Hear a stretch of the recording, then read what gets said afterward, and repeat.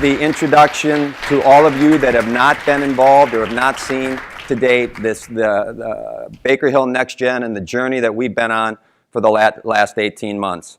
Let me tell you, from my perspective, the senior leadership perspective, all Baker Hill associates, it's a joy to be here today in 2018 at the third Prosper, talking about deliverables, implementation, plans to move forward with our solution set, not necessarily where we were 12 or 24 months ago, talking about vision, direction, and strategies, but still didn't have the deliverables in place. So, you know, the journey this company has been on, especially the last 18 months in terms of planning and then the work under the leadership of Niles Bay and others for an 18-month development plan to bring Next Gen to market is extremely exciting for all of us. And you're going to get plenty of time to take a look at the product, ask a lot of questions over the next couple of days. And then I think from our perspective, we're really excited to leave this meeting, leave this event, and go out and engage over the next 3, 6, 12 months. So from our perspective, that's how we would view the goals of the event. Now, before I introduce Steve Williams, I'm going to go through a couple of slides and kind of talk in general as far as, again, the goals of the event. From a specific, from the lending and the Next Gen perspective, 30,000 feet from our perspective, it's really about the platform coming together as one. Clearly, all of us have relationships with prior products of Baker Hill. This is the time for us to bring it together in one platform. Number one. Number two, customized for your position, your institution, your appetite for risk. Really from a high level, that's the way we position in the market. And then specifically the details around the offering, we're really looking forward to spending some time over the next couple of days of showing you the specifics on the product itself. Also in terms of lending workflows, we're very excited again. Ability to be able to customize the product specifically to your institution, your appetite for risk, your policies in place, and the positions that you all have and how you're utilizing this tool. The opportunity to do this in one platform versus many of you working in multiple platforms over the last few years is really what we think is unparalleled in the market, and we feel very good in terms of how this is positioned to help you be more efficient and really help you be a better and more trusted advisor to your clients. Third, a lot of, certainly over the last, I would say, 12 months, we've noticed more and more influence from third-party, direct-to-consumer lenders, whether that be in consumer or whether it's in commercial, that is clearly impacting conversations that you're having with your clients. We're having many of our clients come to us and say, listen, we need to be in a position in terms of direct to our branches and our associates or direct to our consumers, our clients, the ability to originate loans, applications, and be able to compete with the Cabbages of the world, the OnDecks of the world, Lending Tree, and others, SoFis in terms of on the consumer side. So there's a lot of work going on at Baker Hill today. We've got demonstrations out there currently in terms of what we believe is going to put you in a very competitive situation and go head-to-head with any fintech that is out there currently talking with or offering your clients opportunity direct to consumer. That's a real focus for Baker Hill as we go into 2018. It's a real focus in terms of how you can enter and work with Next Gen, and we're going to be able to demonstrate that here today.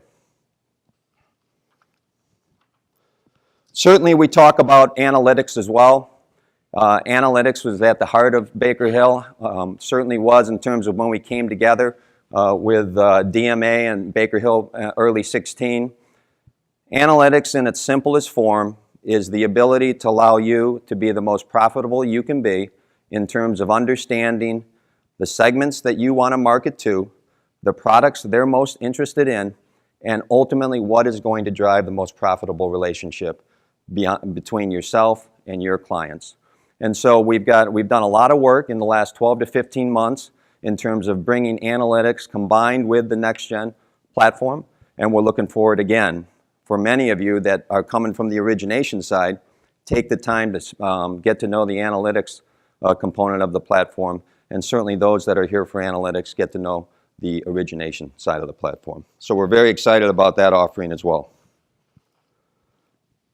Certainly our partnerships. This business, as we all know, you can't be all things to all people. So Deidre talked about those that are specific to the partnership and sponsoring the event. We very much appreciate their support. But we absolutely know, I would say Baker Hill knows what we know, and we know what we don't know. Baker Hill is an expert in lending, risk management, and analytics. But we need to partner in other areas to ensure that when we're in there having conversations with yourself, we have the solutions you're looking for so we can quickly bring to you, in terms of partnerships or direct, what you're looking for your clients. And we're only going to get there in a lot of these areas through these partnerships. So again, I call out Built. We mentioned FICO is out here today. Allied, CSI, Lowenstein, Bolts, and as Steve will be speaking here soon, a very nice relationship we've had over the years and continue to have with Cornerstone Advisors. And then lastly, I think from our perspective, as we talked about coming into this session today versus, as I mentioned, where we were 12 to 24 months ago, today this is about action and moving forward. We are ready to implement with NextGen. We are very ready to engage with all of you in terms of what's in your best interest in terms of solutions moving forward into 18 and 19. Because we understand of all the clients here, everybody's going to be different in terms of where they are, where their needs are going to be for 18 and 19, and how we can support that. The challenge we had 12 to 24 months ago was that we could empathize, we could talk about it, we could tell you where we were going, but we weren't quite ready in terms of NextGen, Post-Advisor, BHAS, and other products to move to that next level of technology. The good news coming into this session today, it's about delivery. It's about implementation, delivery, and moving forward in support of your goals in 18 and 19. So that's a very exciting place for us to be. We were very excited to come here today and start to have these conversations, but quite frankly, we're even more excited about Wednesday and beyond, when we leave here and start to engage and deliver for you in 18, 19, and beyond. So to that end, I'd like to just quickly call out the Baker Hill senior leadership team that is all here in force. We're responsible for supporting and delivering what you need in 18 and 19, and I want to make sure everybody here knows who they are, and please, I know it's going to be a very busy day or two, but when you have the time, certainly go up and introduce yourself and vice versa, because it's really a team effort. I feel very good about the leadership team that we have in place, and we're very focused in terms of delivering for you for 18 and 19. So, Anna Onan, CFO. Please stand, Anna. Doug Latari. You can stay seated. I mean, if I was going to get a clap, I'd stay. Come on up. Doug Latari, CRO. Deidre, CMO. John Watts, SVP of Lending. David Catalano, SVP of Business Development and Strategic Planning. And last but not least, our favorite, Niles Bay, CTO, COO. A major shout out to Niles. The development organization comes up under Niles, and when Niles was leading the planning related to the development of NextGen 24 months ago, a lot of questions, and quite frankly,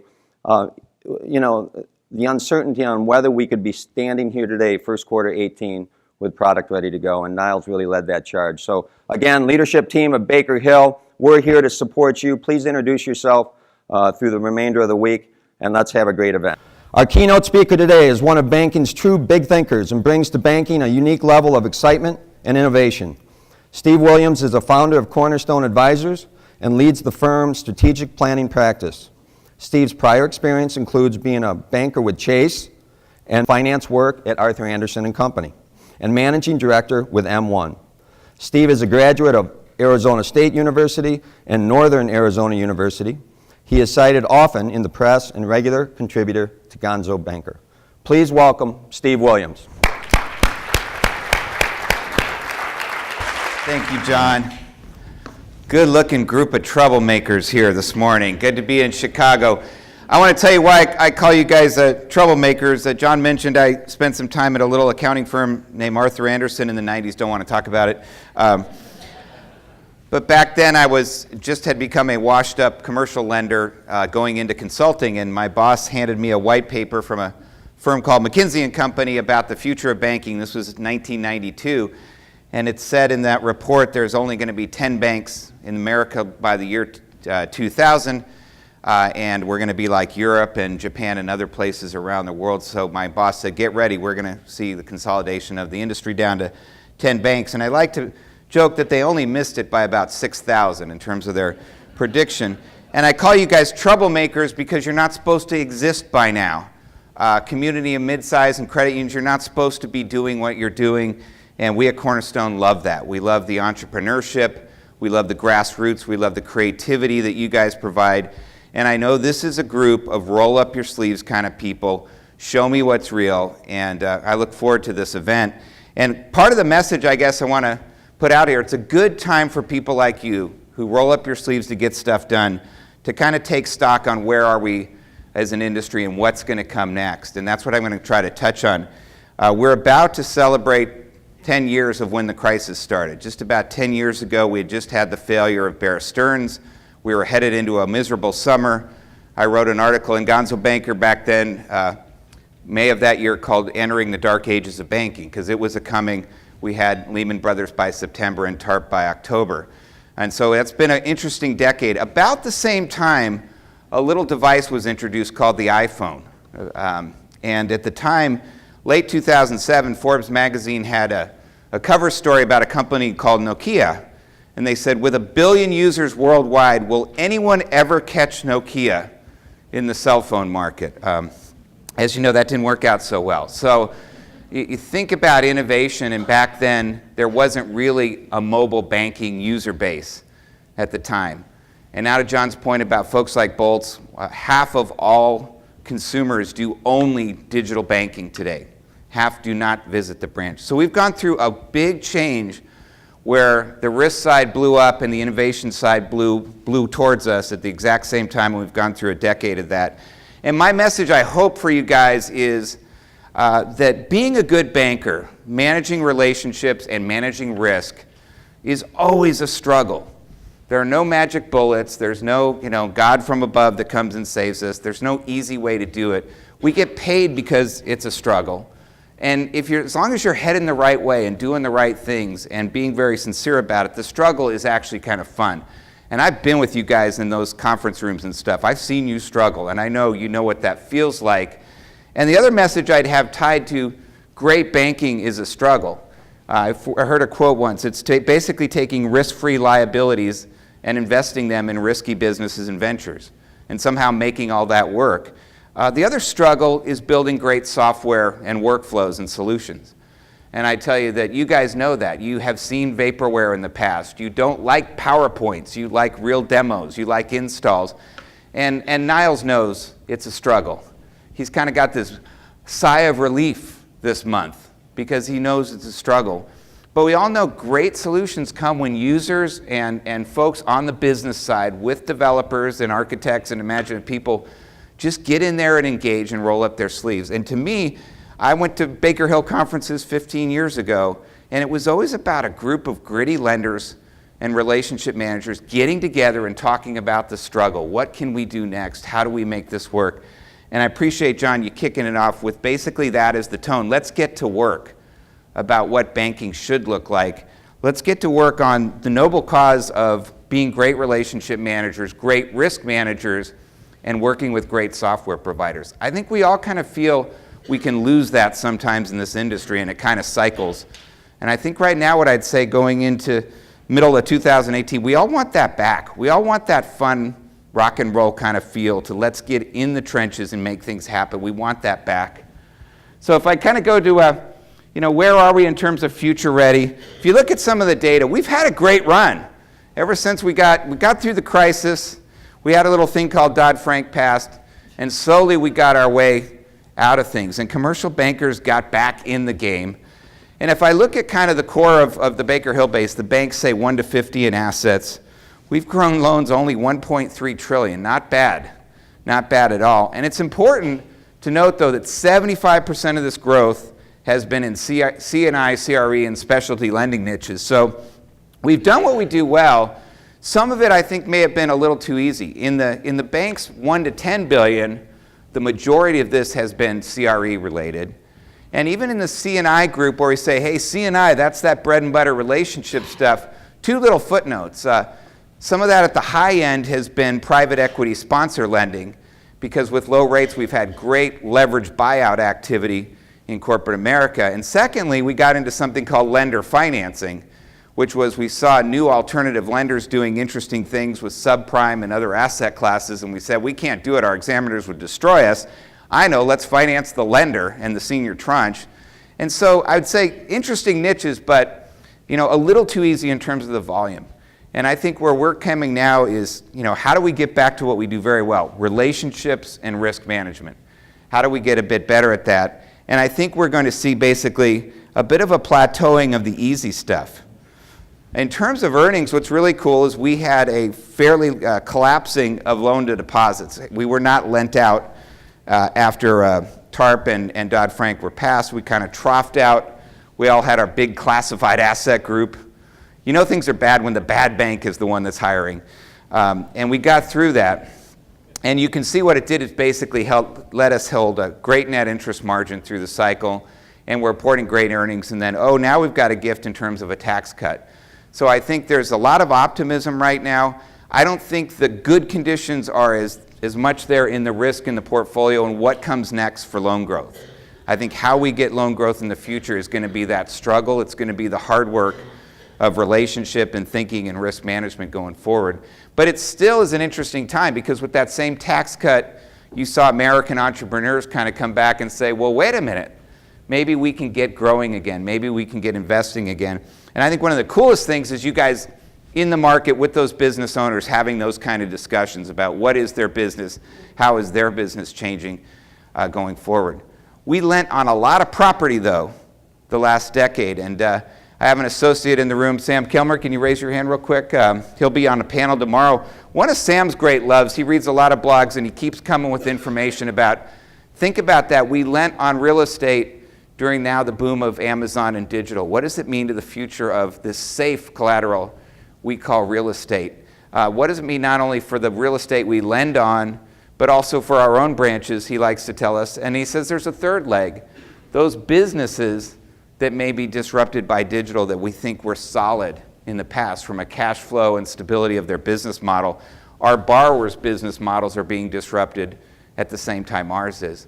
So it's going to take some smart bankers, I think, in the future to say, how do we really drive the business going forward? And this kind of shows you why to be cautious about, can we just rinse, wash, and repeat on commercial real estate? We had a great asset boom that looks a bit like the housing boom from the earlier part of the 2000s. So if September 2007, when things started to drop, was the peak last time, we're already now well above that level, about 125% of the peak prior to the crisis in terms of CRE property values. And you see cap rates now that are fairly low in the CRE market. And actually what's happened is rates have been down for so long that every investor and real estate developer in the world has refinanced everything. So it's not like we can keep getting refinance activity because rates are low. They've been rates so low that any mini-perm maturity basically is at the same trough of rates. And so you're starting to see that in overall CRE demand. You're also seeing some banks hit their exposure limits in terms of CRE or construction as a percentage of capital. So now they're saying, examiners don't want us to go any further of that. And you're also seeing some of you as good risk officers start to say, Bob, for the returns I'm getting, for the term of this thing, for the rate, for the credit risk, for the lack of some of the safety and guarantees and other things, covenants, I don't want to take this deal. The risk is, the return is gone.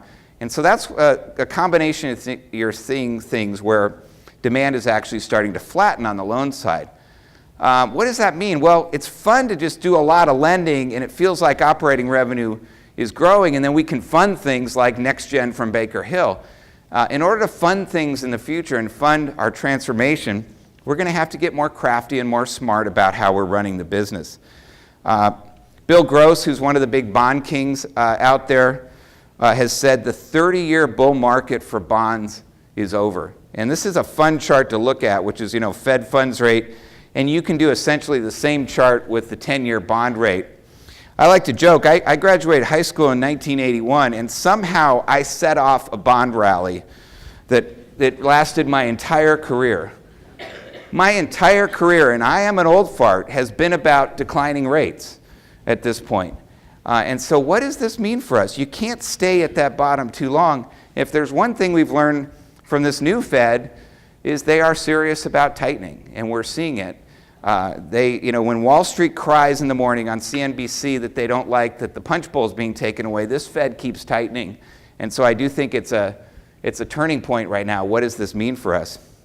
So what do you do when loan growth, what I would call the easy stuff, not the struggle, starts to flatten? And I think what's really important for you guys as troublemakers and great bankers right now, one, it's a great time to strengthen your rare rock discipline. And for those of you who don't know, it's an acronym I love. I have a man crush on this acronym. Risk-adjusted return on capital. I read 1 million white papers on this 20 years ago. I loved it. I still love the concept because it's so powerful. Let's argue about risk. Let's adjust what we want to charge for it.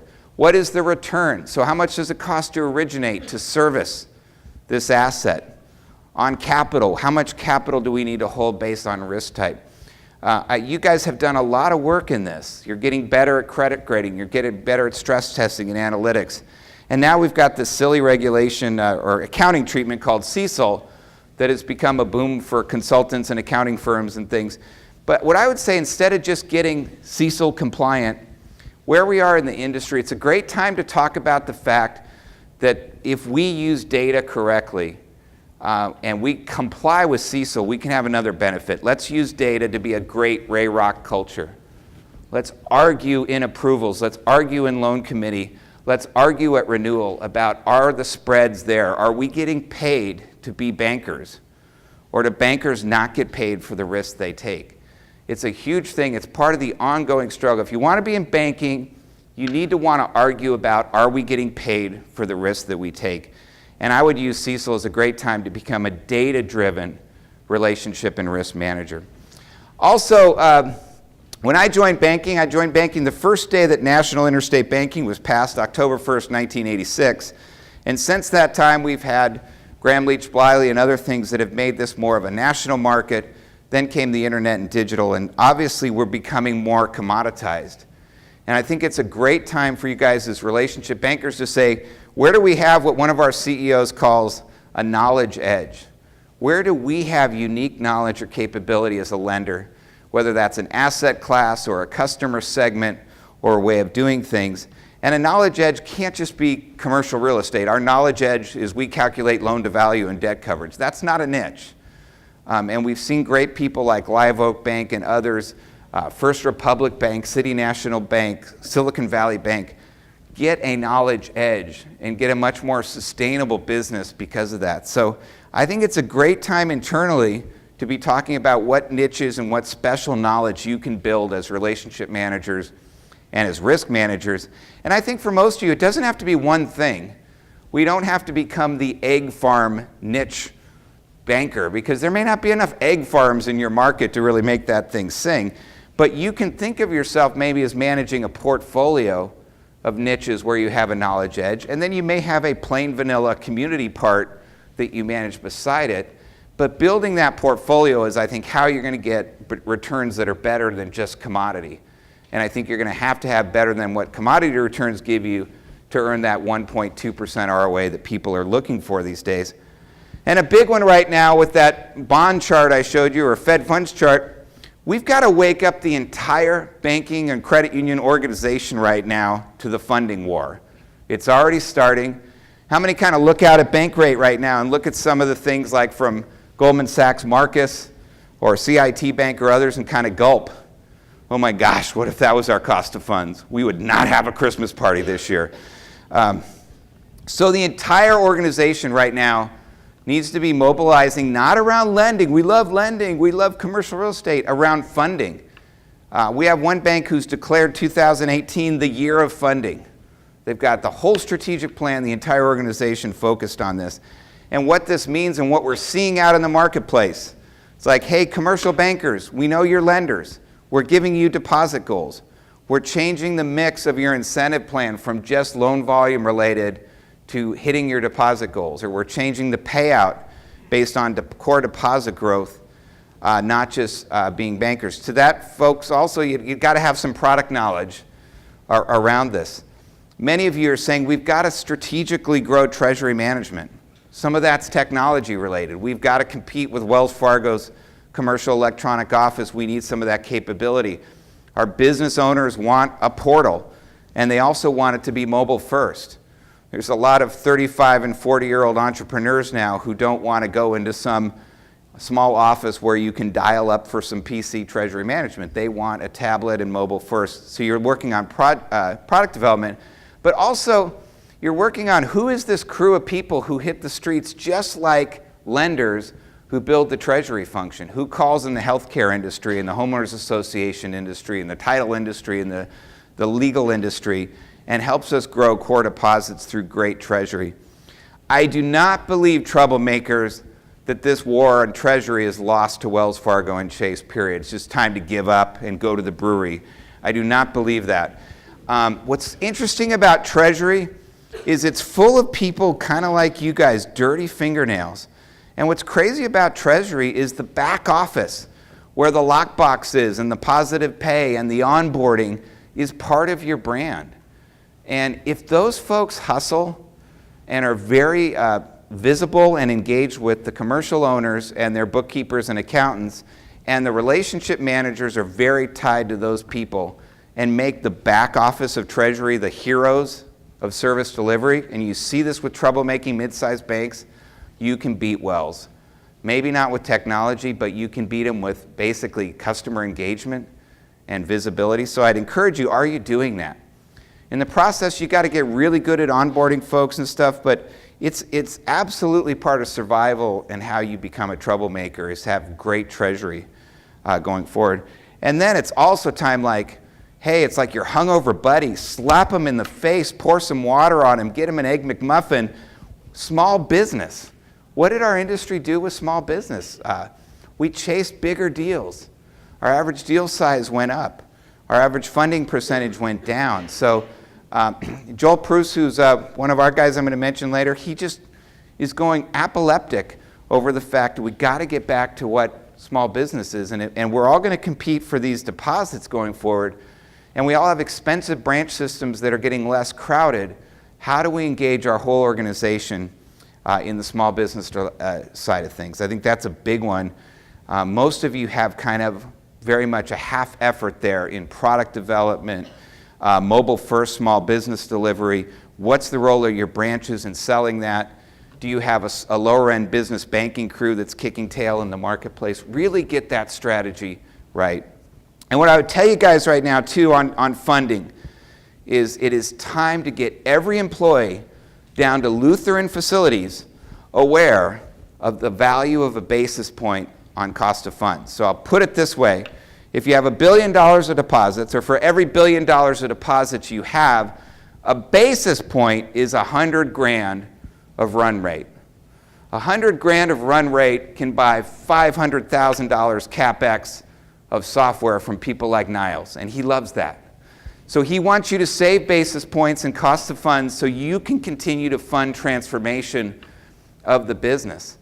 And if you think about that bank with only $1 billion in deposits, if they save 10 basis points by being crafty and proactive on winning the funding war, they get $1 million of run rate that they wouldn't have by just being, oh, Marcus is at this, we've got a match rate. It's going to take a lot of smarts, including a retail strategy, to win the funding war. But make sure everybody knows the value of a basis point. And that's on both sides, obviously, the lending and funding, but it's going to get tougher on the funding side going forward. Get your whole organization right now, your relationship managers engaged in that. And finally, drive efficiency into the commercial operation and do what we call at Cornerstone, get the place future ready. And I know that's why you guys are here. You're here to share notes with your peers on how are you going after this, and here to engage your software solution provider on how do we get after this. But we've done, basically the truth is we got busy. And we got doing a lot more deals, and we started stealing talent from other banks, and we started growing. And we had an eye towards process. But early on, it was about tightening the credit screws and proving to our examiners we could stress test and grade loans appropriately and watch our bad stuff wind down. Now it's about customer experience, response time, those kind of things that I want to touch on. This kind of shows you where we've gone, in the mid-sized bank space where we keep a lot of focus in the large credit union space. This is the bank side, but commercial loans to total loans has actually slightly increased. And you're seeing even on the deposit side, it's becoming more prevalent in our deposit base. On the right side with deposits, two things. I would say commercial is still, has huge opportunity that I talked about. And even if you're a commercially focused mid-sized bank, you need a retail strategy. Even if you don't call yourself a retail bank, you may look and say, oh, but we do have 70,000 retail checking accounts that no one's really paying attention to. I think some of the stuff in NextGen around analytics would be, no, we're not Chase, and we're not going to be the leading retail bank. The top 3 banks in the country are destroying us in retail banking. And it's not about fintech, it's about the fact that the 3 largest banks have become technology companies. That is our biggest threat in retail. But importantly, we've got a retail base that we can better manage, and we should be using data, and we should be bear hugging those folks and the folks around our branches and the folks that we have through other products like mortgage, consumer lending, small business to be growing that base. So what we ask a lot when we talk about future ready, we ask CEOs every year, hey, what's on your mind and how future ready do you feel? And one thing that was fascinating to us this year, we said, how many responded that they are not future ready at all or they're falling behind? And some of the number one answers were in treasury and cash management. So CEOs don't feel comfortable they're ready for the future here. And the other one was commercial lending process and automation. Contact centers, another big one that we see. Most contact centers in mid-sized banks are not ready for the future. And the analytics was the fourth side. So you can see where the agenda is. Actually, IT, we probably have some CIOs and IT folks here. They traditionally have been the whipping boy or gal, but they're fun to beat up on. Throw some raw meat down to the basement and say the network's down. But you can see actually, hey, it's coming more towards us. Treasury management, commercial, analytics, contact centers, some new things coming out in terms of we're not there, we've got to get going on this. I candidly am not confident that the CEOs who say we're not there in treasury and we're not there in commercial are serious about funding your budget to change that. I think that's the struggle that we're going to make us great bankers. How do we get there? And I think part of that with Baker Hill is how do we make some of NextGen real and visible, and how do we start working together on business cases and use cases so we can go back and say, hey boss, if we had this, this is what we would do with it. This is what I'll commit to do, but fund my transformation. Let's get into this. We did a study on future-ready lending recently, and Sam and I like this quote, which is, a chief risk officer of a $25 billion bank said, we're still doing things we did 20 years ago. We're stuck in an outdated model, heavy analysis using outdated data, can't get outside the box. And we'll talk about this. A lot of, when you look at market share of what kind of new technology and automation goes into commercial lending, number one market share is still Microsoft Word, as we know. It's kind of like the chief credit officer's artistic credit memo. I've never met a chief credit officer who did not believe that it was his or her design of the perfect credit approval memo that creates all the great things in the bank. The fact that property address is up and to the right, it really does change things. But we've seen it. And software providers can't sell their stuff because we might have to move it over to the left or something. So getting there is going to be very important. But I agree. I mean, in the 90s, I was looking at technology around lender workbench, and I was dumb and naive and convinced it was going to happen. We're still in this struggle. I think the advantage is, now years later, cycles later, we do have things called application programming interfaces, and we do have architectures that a lot of techies, whether they come from banking or not, are familiar with. And we do have the power of analytics. And we do have the idea of digital and mobile first. So it's a great time, again, to just recommit to the struggle. We can do some of this better than we tried to do it back in this world. And so this is a fun story. We have a great process samurai at Cornerstone Advisors who is our guru on commercial process. His name's Joel Pruce. And actually what makes him really cool is he's a Baker Hill alumni. Joel used to work in bank to business and did some of the best practice studies for Baker Hill over time. And he likes to joke, back in 1987, so he's as old as I am and as decrepit as I am, we had our desktop, and I think he's lying. I don't think Word was even released at that point. I think we were on Word Perfect at that time and maybe Lotus. But we had these, we were loading software with floppy disks and CD-ROMs, and we had everything basically on our desktop. And obviously now 20 years later, what's really interesting is we have new technologies, but when we go out there and start to look into the bowels of mid-sized financial institutions, we still find a lot of things that have a bit of a legacy feel to them. I had a CEO last week I was talking to. He said, did you know last month at my organization we updated 6,700 spreadsheets? Because they, obviously you can get that these days, right, Niles? So it's funny, his IT director said, I know, boss, I've been telling you this. We're completely automated. We use databases down in IT. And he said, absolutely not. You updated 710 spreadsheets in IT last month. So there's still that fragmentation out there that we feel. I think for commercial folks, though, they don't, this is not an easy one. This is not doing a 1003 mortgage loan where Fannie has decided what the data standards are, what the workflow looks like, what compliant looks like. Commercial is different. And so I think the best gritty troublemakers in commercial understand that there's a flexibility and a context to what the lending process has to look like. I'm sure as a software developer, when you hit commercial, Niles, versus something else like it's different. It is a different animal. And thinking of commercial relationship managers and credit officers as these kind of linear things that just go down a swim lane is really a recipe for failure. So how do you get at that whole change management around relationship management and risk? I think what happened when we said, let's go do something over here for docs for spreading and something over here for docs and something over here for tracking, is what we call Cornerstone Master Planning. And I think when the development team at NextGen was there, I think they wanted to tear down the mobile home park at this point. And again, I don't think it's a magic bullet, it's going to be easy, but we all feel like some days we're hustling and we're doing good, but we're really running the equivalent of a pretty good mobile home park in terms of our different technologies. And so we know now what I said, let's take stock on the commercial model, because it's a great model. We've got opportunity here. It's probably a model that competes too much on price.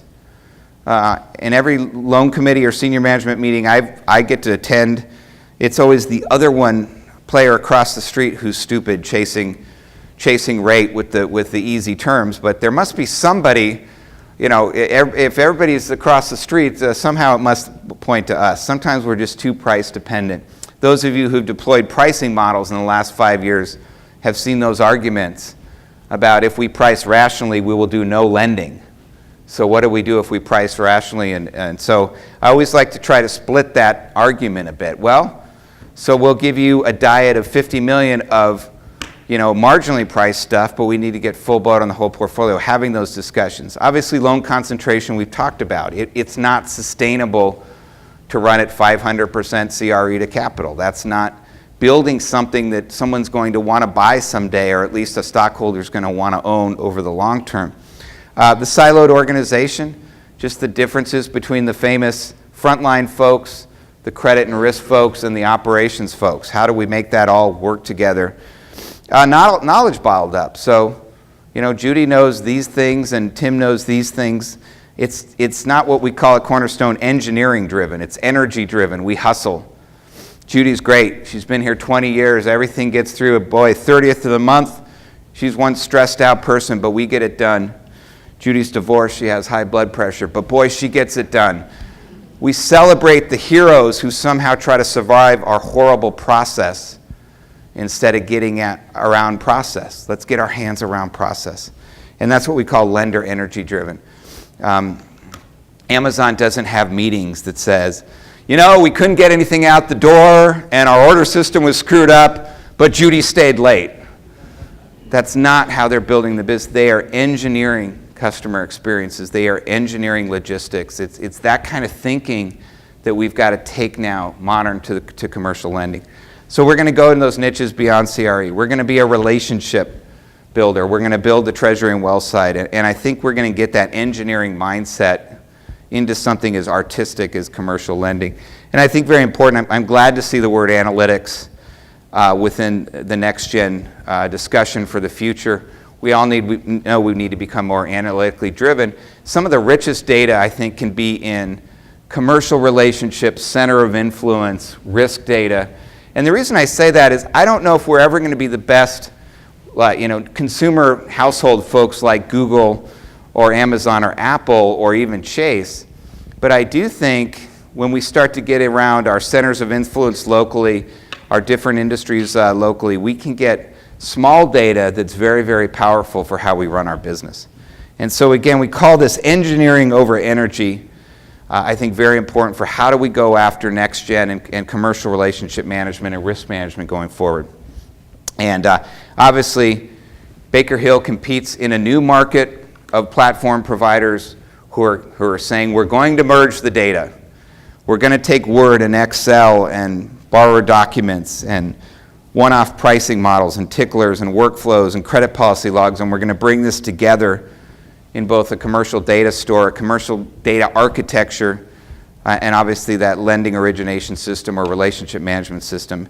The new war has begun, and bravo, because we want people like Baker Hill competing with other people to kind of forge some good new solutions. And again, they only do that by enough crankiness from this group to say, Niles, this was cool, it was killer. This did not work. Let's spin back.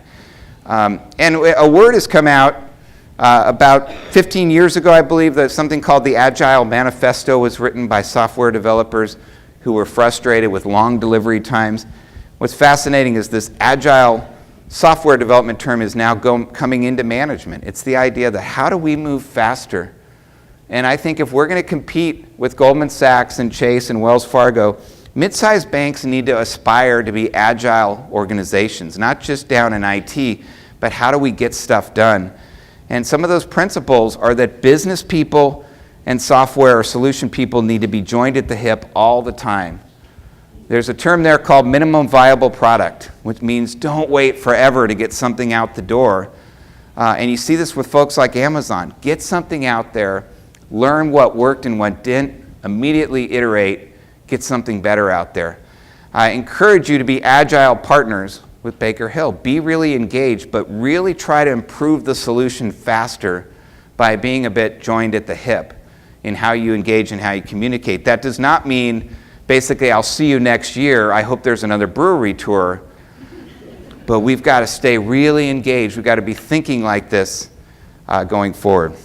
So obviously, we're very excited that there is new competition over this journey because we think it's a good journey. It's going to be one of the most important things as we kind of reach a fork in the road on growth in banking, and it's kind of how we're going to be smart bankers going forward. So when we talk about future ready at Cornerstone, and happy again to share these slides because this is a little text bomby here, but we really talk about organizations moving in some business or area of function from reacting, good morning, it's time to fight fires, to building manageable process, to becoming a real leader with enterprise integration of those processes, to even maybe someday innovating, coming up with new approaches and new processes. So today in the reactive stage, it's more inbound order taking, deal flow. The metrics are volume oriented. Sally booked 10 million and Bob booked 15 million. Processes are more fragmented and manual. And the focus is we have loan originators. We talk in the world of loan volumes and deals, and the real power resides in senior loan committee. When you start to manage, you start to say, where are our niches? Where can we get that knowledge edge? Where do we start to balance our volume with things like, well, but what's the yield? What are the fees we're collecting? Are we getting any funding with this relationship? You start to have anecdotal discussions and some heuristic measures around what really drives value and profitability. You start to get at workflow automation, and you start to build people with deeper specialized skills. In the leading stage, which I think a lot of you want to take next gen, in my opinion, and move into this stage. It's the world of the relationship manager with teeth. Really meaning it. We manage relationships. We're not just taking originators and putting a title in their business card. We're running the culture around relationship management. We are making the profitability of what we do visible. We're not just talking volume. We're building the systems to do that well. We may have a P&L for every relationship manager. And I know a very successful bank that grew from a community bank to a regional bank. And one thing I loved about their culture is they did not quote relationship manager footings in terms of loans. They always quoted it in terms of profitability. And they always said, that Joe, he's putting $400,000 to the bottom loan. That Judy, she's at $375,000. It was really interesting to see how that changed a culture. And obviously, that's where you get to the team approach when you're leading. It's not just lone wolf originators. It's really that joining of the hip where we've got great work between treasury management, between wealth management, between the commercial folks. And there's a great integration even with the small business bankers that run through the retail system. And then finally, I think in the future, I hope to see people that really live by that, profit and RAROC optimization. How do we really drive value? There could be some loans going out the door that sound very exciting because they're $9 million. We just closed a $9 million deal. If you really use RAROC, it may say we just destroyed $300,000 of shareholder capital. It changes the language of how we build value in the long term. And I think obviously one of the big things is to John's point about cabbage and on deck is we're going to start to see an outward focus through digital of how we connect with our businesses. One thing that drives Joel crazy in our group is how horrible it is to make a commercial loan payment through digital. Like that's, oh no, we can't do that. This is a commercial loan. We're going to have this going to take days, many calls, forms, emails, callbacks, because this is a commercial loan payment.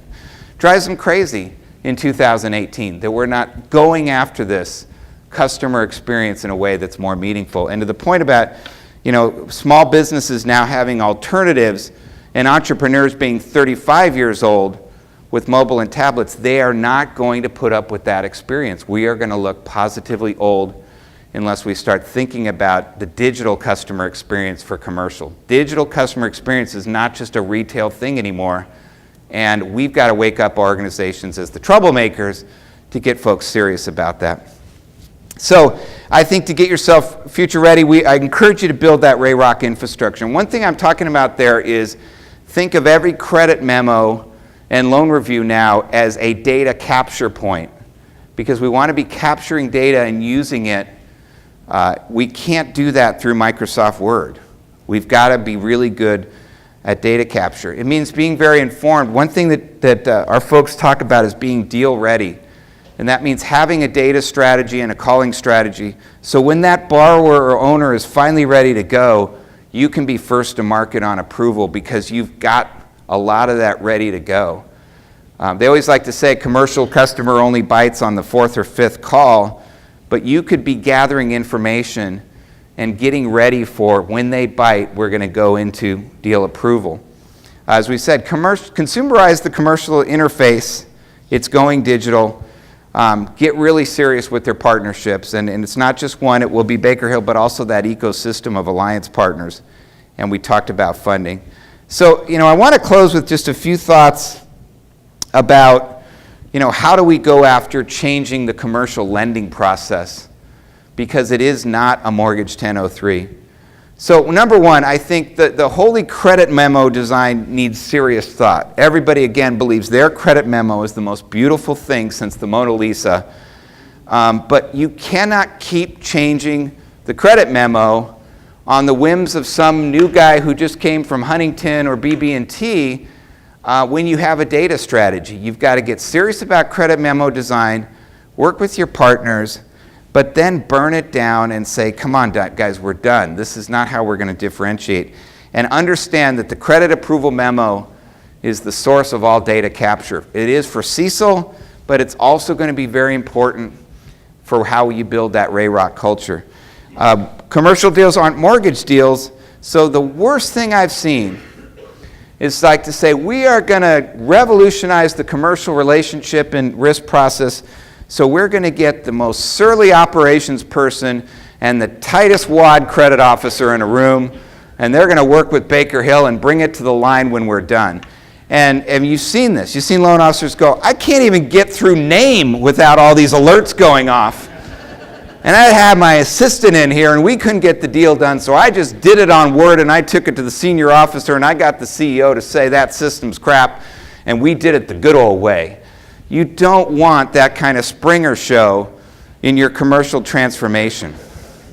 So make sure you understand that what I always find is commercial is this horrible mess until the very end.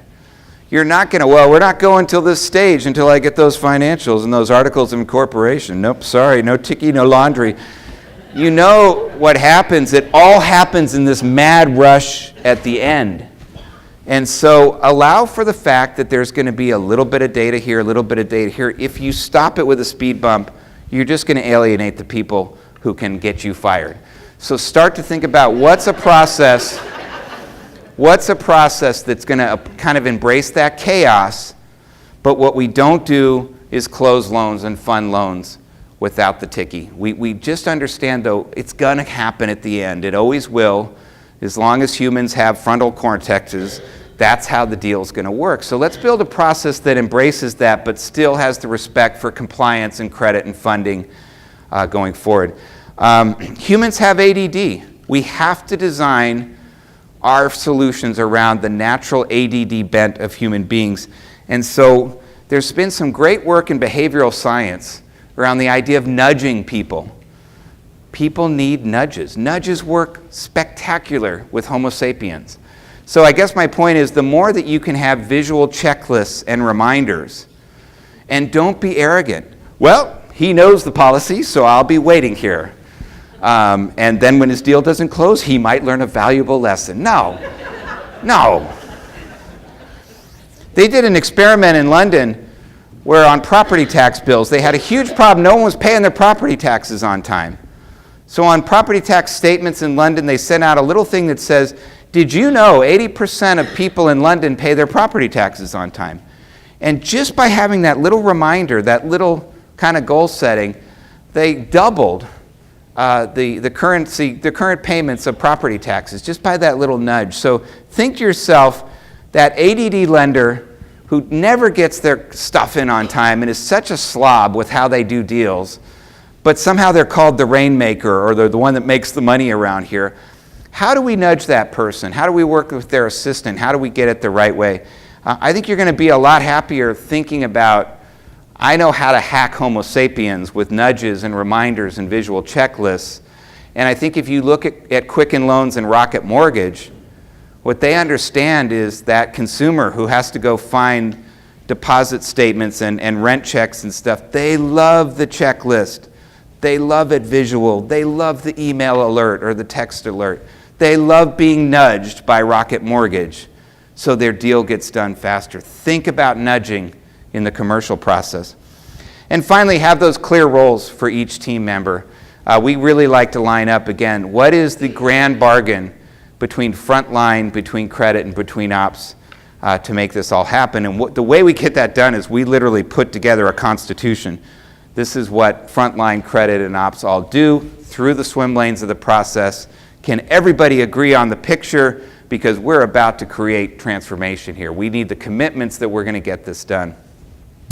And I like to talk about people having default settings, meaning we all kind of have something that is the way we tend to operate. We can change a little bit, we can't change a lot. So understand that the challenge that Niles has in trying to turn digital things into workflow, and that you have as troublemakers in lending, is that our relationship managers will always want to run fast and loose with information that's on the way. It's coming. I've got it. I talked to them. It's coming. Should be here this afternoon. Fast and loose. That is the in the streets role of the relationship manager. That's going to happen. Design principle number one. Credit will always want to over-engineer the deal. They will want to kill a $50,000 small business loan with a credit bazooka gun. And they're going to tell you an anecdote about the bowling alley from 1978, and that's why they need this. So understand that. Credit's going to over-engineer. Okay, how do I negotiate a bit of lean back on credit? How do I start to show with data? Well, actually, Bob, I know about the bowling alley of 78. I've heard of 14 Christmas parties in a row.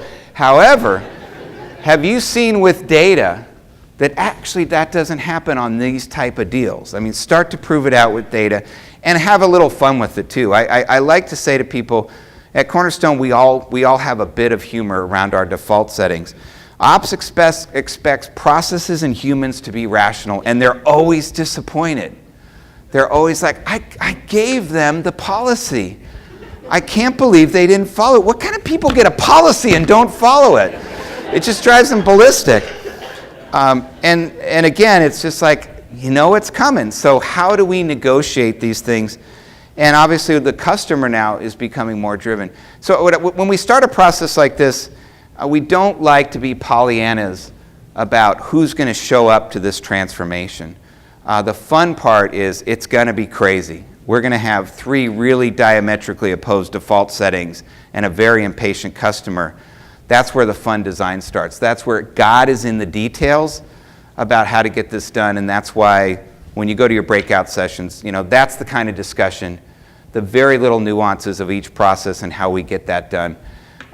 There's been all kinds of things done, for instance, on incentives about, loan processing, you get a higher charge between the 26th and the 30th. That's an example of a nudge you're trying to do to change behavior.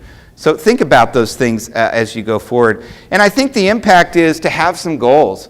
I think one way to motivate people through what's going to be a slog of transformation is, guys, what can it look like on the other side? We're troublemakers. We're not supposed to exist right now. So let's go after this by setting some goals. We will have the best response times in the market. And we will not do that anecdotally. We have a data capture and LOS system now. Let's prove out our response times. We're going to benchmark against Cornerstone benchmarks, and we're going to have the best production metrics at high performer levels. This is an expensive business when if you have senior people in lending and relationship management and risk management doing dumb stuff, you really bog down the productivity. This is all about making your highest paid people productive, and you do that through leverage and automation and repeatable process. And I got to tell you, if your average loan portfolio is 70 million, not 42 million, the numbers are staggering what you have just saved in salary dollars. That funds a lot of software when you operate at high performer levels. Of course, you're optimizing your allowance and getting more ready to go with CECL. Stress testing isn't this horrible batch exercise with 4 versions and the right versions in the credit officer's inbox. It's this real-time kind of ongoing thing driven through your data strategy. You've done great work actually on risk rating models the last 10 years, but they're starting to actually not just be for regulatory purposes, but they're helping you have those good arguments about where is our RAROC edge, where are we going to earn a return. And in this business, it's always when everybody's getting greedy, you're getting fearful. When everybody's getting fearful, you're going in and getting greedy. Spreads are always best coming in the early part of a cycle. Spreaders always worse in the late part of a cycle. We're in the late part of a cycle. There's going to be an early cycle someday. Are we going to be ready with the right kind of risk systems to do that? And obviously drive that culture, obviously through profitability. Great banking is a struggle. We take risk-free liabilities and we invest them in risky places, and then we try to make a 1.2% ROA with our new tax law. Great software is a struggle. We have to figure out where does the business want to take things, how do we do that, and importantly, how do we take 50 different ideas from 50 different institutions in this room and create one software release. That's a struggle. So I don't think there's any easy answers, but it is a great time to take what just happened, that we went through a growth cycle, but it's not sustainable unless we get smarter, and we went through a digital revolution that's changing things forever, and it's a great time to grow back to the struggle of creating a new commercial lending operation, a new commercial relationship management and risk model. So I wish you guys a lot of luck in the dirty fingernail meetings. But it's a time to get fired up again, and I guarantee you at your retirement party, having been in the struggle will be fun. The struggle of banking and the struggle of software is fun. We don't always think it, but you will at your retirement party, I promise you. So have fun doing it along the way, and have a great rest of your conference.